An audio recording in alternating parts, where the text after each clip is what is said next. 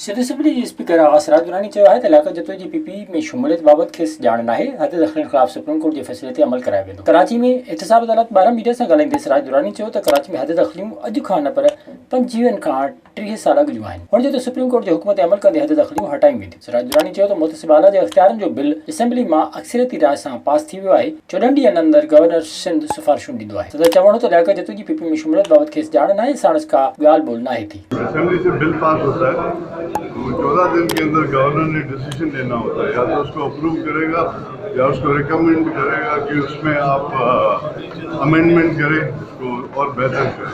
उन्होंने रिफ्यूज किया। 14 डेज के बाद अगर वो रिस्पॉन्ड नहीं करेंगे तो ऑटोमेटिकली वो बिल बन जाता है। अब अगर किसी ने चैलेंज किया तो court will decide do what court कहेगी हम वही करेंगे।